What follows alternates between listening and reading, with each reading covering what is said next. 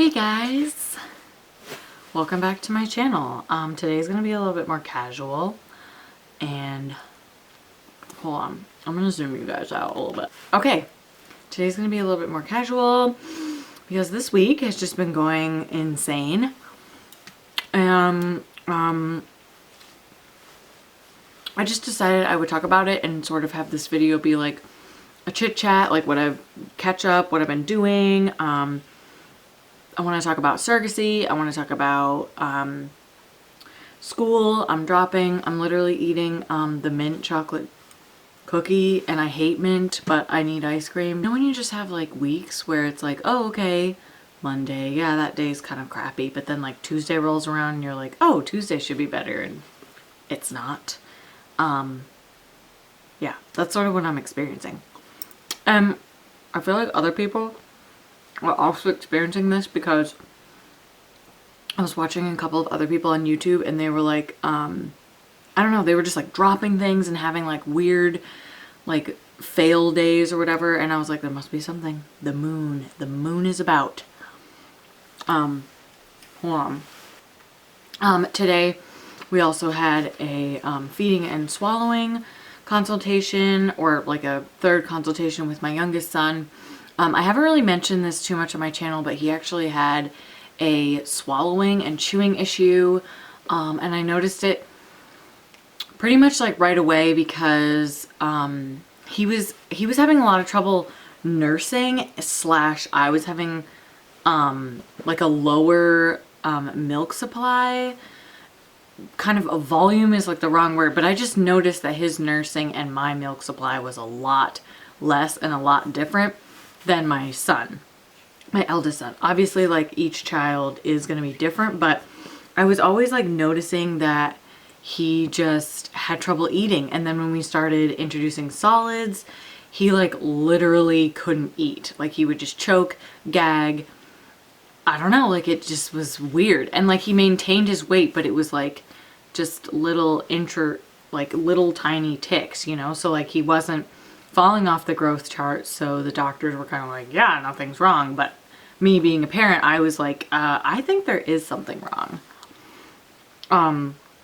So I guess I'll like sort of talk about that first. But so we just saw the swallowing specialist, and she essentially just like watches him eat, you know, like watches how he handles food in his mouth.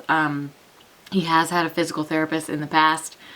We absolutely loved her, who like helped him immensely.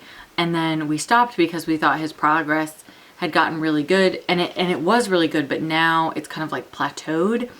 And she feels that if we don't get the ties addressed, his speaking and eating as he gets older and bigger will actually be a lot more affected, because he'll have to be using different muscles in his mouth that aren't really for what they're made for, if this makes any sense.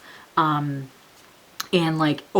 so he'll be using muscles to overcompensate for his tongue tie, and it could cause like further issues in the future. So she referred us to this tongue tie and lip tie specialist in New Hampshire. So we are going to look into that and potentially have like it cut. So I don't know, it's kind of like one of those things where, you know, like, do you do this, do you not? Obviously I really am interested in having the consult. I know that there is like something not quite right. My eldest son like also has a speech impediment that's pretty significant, and excuse me, and I feel like it's gotten better, but it's really slow. And if anything, I also feel like my eldest son's speech impediment has kind of plateaued, and he has a pretty significant stutter, which is sort of like new. So I don't know, like, could that have something to do with the lip tie? But I am a believer in lip ties. I don't know too much about them. I do want to do more research. So maybe in the future, once I've done a little bit more research, I can do a video on it. If you guys like have any, you know, like knowledge of it, or research websites or links or whatever, please link them down below. I would love to read a lot more about it, because there is sort of a controversy on like it's a fad, it's not a fad. I definitely think it's a fad, but you know, it's it is what it is, I guess. Oh, hold on. I think I heard my sock. Okay. He had lost his yam. So I had to go do that. Yeah, so like the feeding and swallowing specialist. I don't really remember where I was, but we are going to get him looked at by the specialist. I've heard really good things about her, and her website seems like pretty interesting. I'll link it down below in case you're local to me and you're having kind of a problem. And I'll also link the people who I used for his PT. I absolutely loved our PT teacher. She was awesome, and we're actually like still friends with her and like her 2 kids and family. I don't know, it was like this really weird thing. The first time that we met her, she and I were both like, oh my God, like I know you, but we like don't really know exactly how we know each other. Like we think it's from like a local moms group, but like I don't really remember her. But then like sometimes I do, and we do sort of have like an acquaintance in common, but she's like not even from like my area, like didn't even go to the school I went to, like nothing. Her husband like did work with my husband at one point, but like they don't know each other. I don't know. So it was like really weird. And like I remember when I first saw her, I was like, wow, she's like so familiar. And my sister kind of said, she's like, you guys are like soul family or family souls or something like that. I can't remember exactly what she said, but like soul sisters. And it totally seems like that. Like I feel like whenever we hang out, like I don't know, it just is, it seems like we've hung out like a million times before, and like her like kind of presence is a lot different than like my best friend's presence. And I've had my best friend on here a couple of times, and like I don't know, it's like different. Like my best friend is like my best friend, and like I talk to her like constantly, like daily, and you know, like almost like hourly, I guess. And she's like over our house like all the time, where this other lady like isn't, you know. But I feel like when we do hang out, like no time kind of has passed. I don't know, it's like very weird, but I'm just like getting sidetracked. But I did want to talk about school and how that's been going.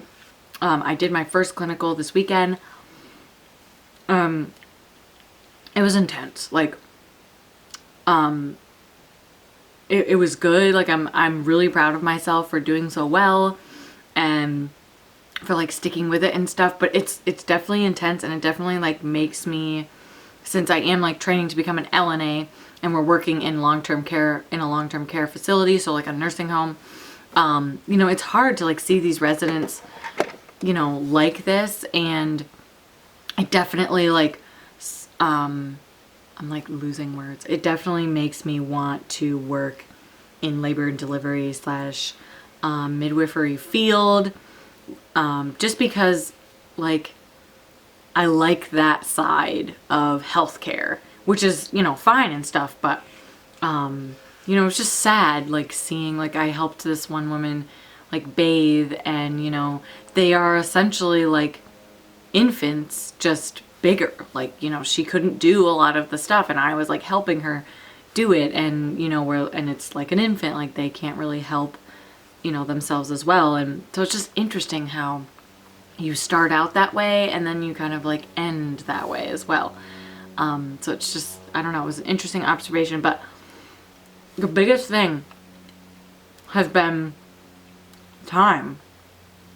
Like, so I take these classes every weekend for like 8 hours a day, and like that's been great. And then like during the week I've had a couple of interviews for a job, because at some places near me you can work as a PCA, which is like a practicing certified assistant, I think, and you essentially aren't an LNA, but you can practice until you get your LNA license, and they still pay you. And haven't done the orientation for it yet. By the time you guys see this video, I will have done the orientation, but it's literally been so hard, like scheduling everything. Like I haven't been working in like over 5 years because I've been a stay-at-home mom. I don't know if I've mentioned that much on this channel, but I'm mentioning it now. So, you know, I'm always home, so it's like always easy for me to like schedule stuff because I'm always here.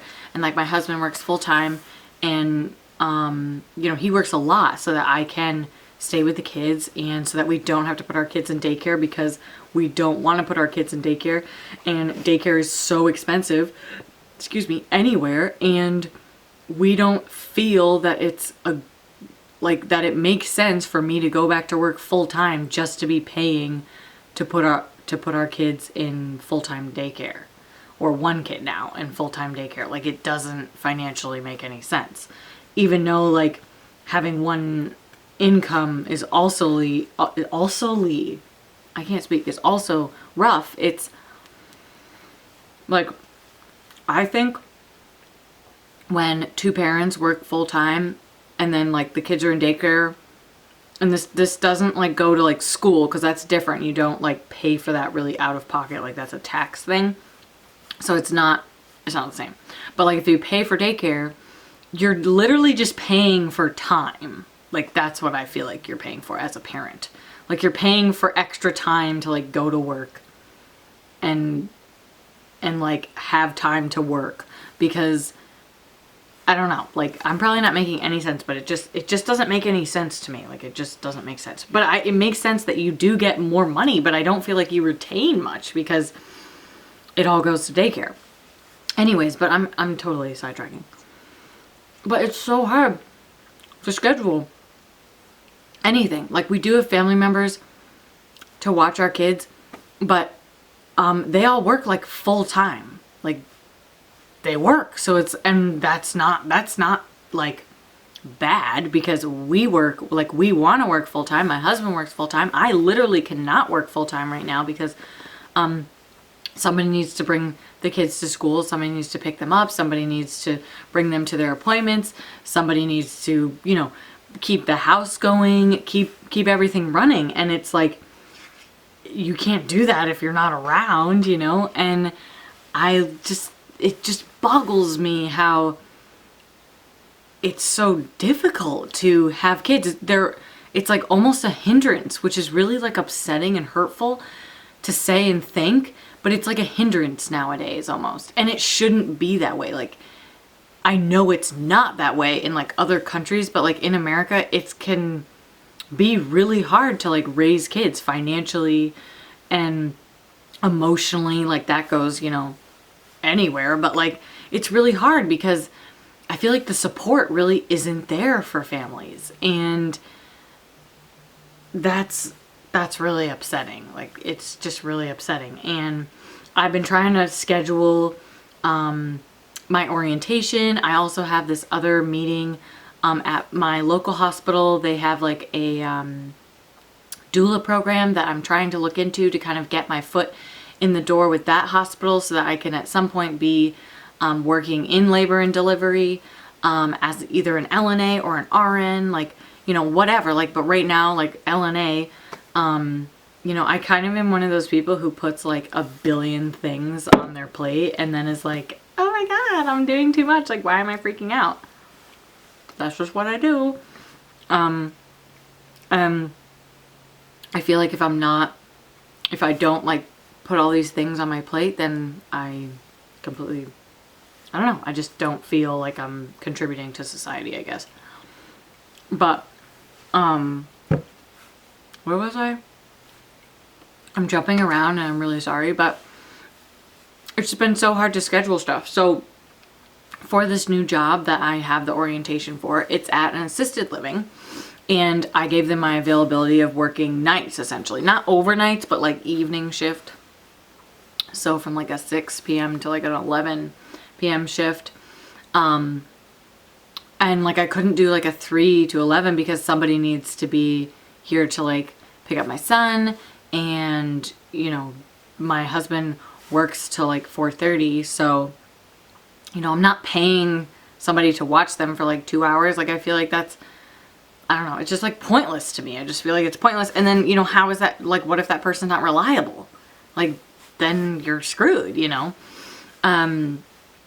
So it's just, I don't know, it's been really hard to like find time to schedule these things, and I've had to reschedule so much stuff this week, and it's only Tuesday, and half of the time I've like called these people and been like, oh, can we reschedule? And like nobody calls back. And it's just been one of those weeks, you know, where you're just like, is this going to get better? Is this going to like, is this kind of just meh going to get better? And and like it hasn't. And the scheduling thing is like really starting to get to me, because I'm just like, why is this so difficult? Like another thing that I was kind of like thinking about, and I have been talking about a little bit in my videos, is doing another surrogacy. And my agency has reached out to me a couple of times, and I've actually had a couple people reach out to me on Facebook on how to apply to be a surrogate, which I think is so great. Like I think this is great that there are people out there who are interested in it, and so it just makes me feel even better that I'm like doing these videos to kind of like bring advocacy to surrogacy, because it totally is an option for intended parents and people who are interested, in being a surrogate. So congratulations to those people, and I hope that your journeys go really, really well. And please keep me updated, and please watch all my videos that are surrogacy related, because they can totally help you, you know, just like with questions and stuff and information. But that's my biggest advice, is just if you want to become a surrogate, if you want to become an intended parent, do your research. Like just Google. Google is your friend. And also the Facebook groups, like those are really, really good places to get information. But like I'm really considering doing another surrogacy. I can't right now because we literally have so much stuff going on with me being at school and then starting to go back to work again. It's just too much. Like it's literally like too much. And surrogacy is kind of one of those things that it's always there.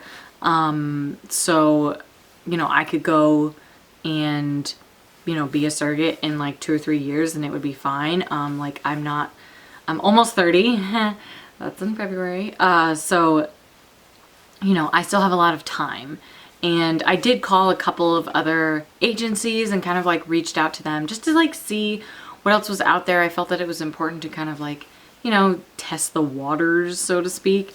But I probably will be going to my agency first and kind of like seeing, you know, what the package, I guess, so to speak, would be there. And then maybe one other agency as well.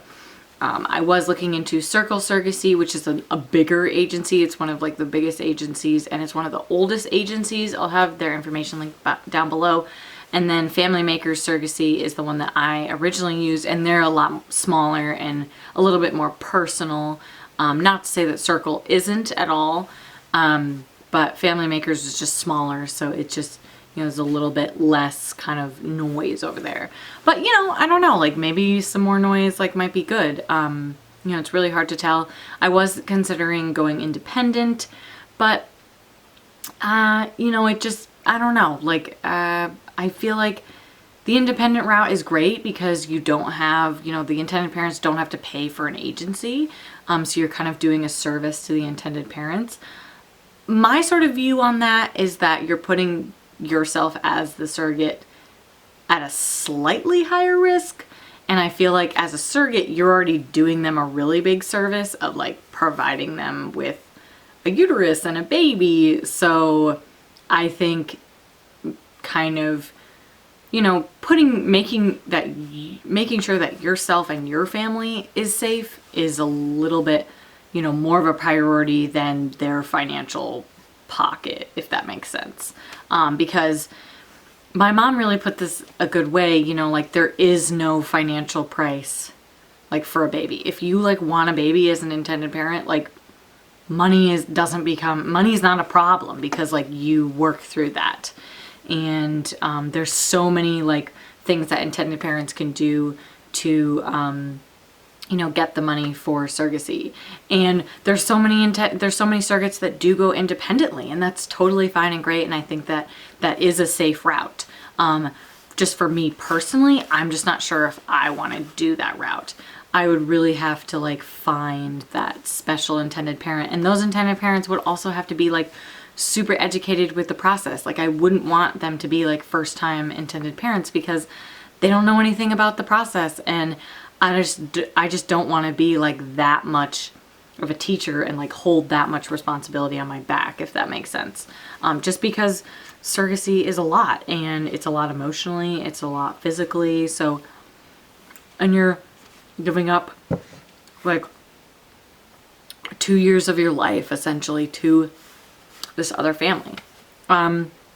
So I don't think I'll be doing a surrogacy anytime soon, but when I do, or if I do another journey, I really want to document it this time for you guys and really keep you guys like up to date with everything, because I feel like that would be just really fun for me and you, and just like bring more kind of awareness to surrogacy.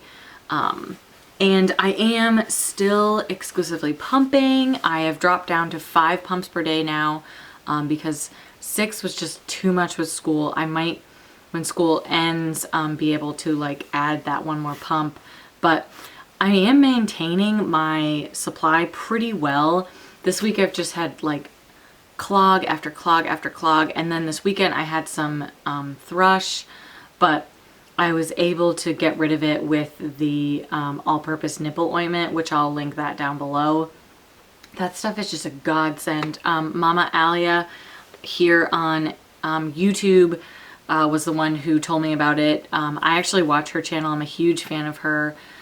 She does like really, really great exclusively pumping videos, and she just had their 3rd little one after a couple of upsetting miscarriages. So it's just been like really sweet, like watching her pregnancy and just her videos. So I'll also link her down below in case you guys want to go and like watch her channel and give her some support. But she was kind of like a big inspiration of mine to like start my own channel. And I don't even know her, so like it, you know, it's kind of like interesting. And I do follow her on Instagram too. She has a really good Instagram. But the thrush was just like, I was like, really? And I just put the cream on for like 24 hours, and today's like the first day that I haven't put it on, and I'm not really having any side effects. But because I am pumping for a milk bank, there is like a lot of precautions that I have to do. Now that I've kind of introduced this ointment, because they're premature babies, so there's like some rules that I have to follow until that kind of like gets out of my system. But you know, it's fine. Like I got to take care of myself before I can like take care of these babies and my family and all this stuff. But I really have no plans to wean. My next goal is to pump for 8 months, and I'm at 6 months right now. So, and then after 8 months, I want to go to a year, and then, you know, I don't know what I'm going to do after a year. Like you know, I feel like a year is like a really good goal. So, and I'm having fun doing this pumping. Like the pumping has been super great, and it's allowed me to go back to school, which is just like so great. And you know, so I'm really thankful that that's allowed me to do that. And if you guys are interested in learning more about the milk bank, like I'll link them down below as well. If you are a surrogate and looking to donate to them, you can personal message me either here or on my Instagram. And I will give you like the email to that specific bank, but I just like don't talk about it on my YouTube channel because it's more of like a word of mouth thing. So yeah, but if, you know, just personal messaging is fine for that. I think something like just happened on my phone here. Oh, and I just ordered, well, not just, but like a couple weeks, like a week ago, I ordered the new iPhone 11, and I literally can't wait for that to come in. I was thinking of doing like an unboxing or something on my channel because like, I don't know, iPhones are like so cool. I actually used to work for Apple. I worked for them like years ago when I got out of high school, and it's like intense. Their retail is like intense. And it was pretty cool. Like it was really cool. I worked for them, let's see, right after they released the iPhone, I started working for them. So like it's really neat to like see where they have like, you know, progressed in their technology. And I remember the day that Steve Jobs died, because we all got this like special like it was something on his website like popped up, and then because we like worked at Apple, there was like this weird thing that like popped up on everybody's screen, and it was like him, and we had to like watch this kind of weird, I don't know, documentary thing. It was a little weird, but I just remember that because like we worked there, and so like we closed down the store and like nobody could go in, and you know, we were sort of all mourning for him, and yeah, it just, I don't know, it was like an intense like day. Okay, so for some reason my camera completely cut out and we didn't have an outro or whatever they call it, but yeah, I hope you guys enjoyed this little chit chat. For some reason I'm actually wearing like the exact same outfit today that I'm editing this video, which I think is weird, and like my makeup is the same, but you know, whatever.